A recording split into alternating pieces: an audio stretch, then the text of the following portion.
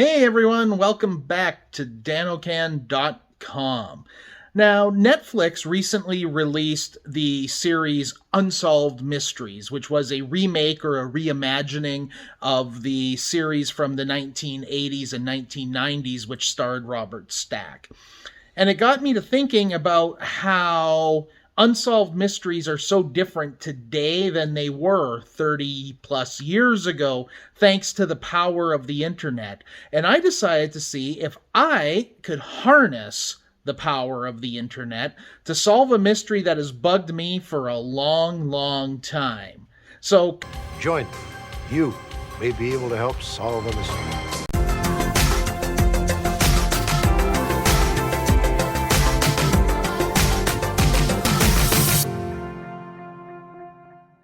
now, I grew up in a small town in southern Alberta called Coaldale, and my father served on the fire department in Coaldale for many years, eventually rising to the rank of captain before injuries forced him to retire. In fact, here's a picture of him taken in 1976.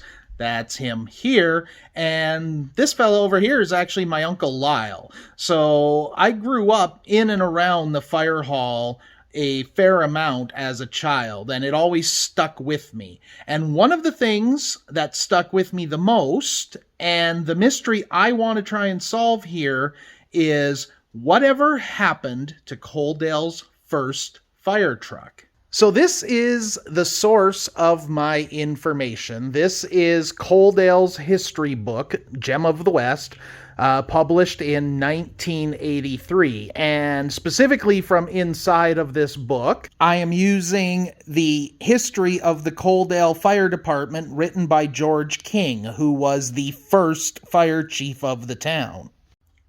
According to the written history, Coaldale got its first motorized fire apparatus in 1953. It was a 1953 Chevrolet, and it was driven by Steve Molnar and Fraser Hodson. Sorry, had to check my notes. From Woodstock, Ontario to Coaldale. So from the Coaldale history book, here is a black and white photo of that first fire truck, the 1953 Chev. The new pumper wouldn't see its first fire until May the 24th, 1954, and the fire was out at a farm just a mile west of Ready Made School. And you'll remember I did a video a few months back of exploration that we did of Ready Made School just before it was demolished.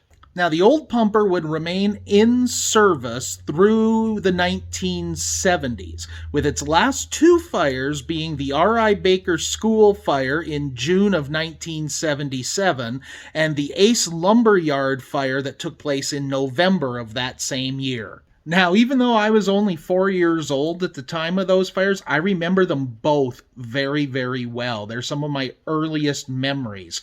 So the fact that those were the last fires that this truck served at really makes it just a little bit of an interesting connection for me. Also tied in to my memories of this truck are riding in and on it in various parades in Coaldale when I was a kid. So I have a real connection to this truck going back to my early childhood. And the fact that my dad served with it and on it just makes it all that more interesting to me. So, Internet, here's where I need your help. Whatever became of Coaldale's first fire truck?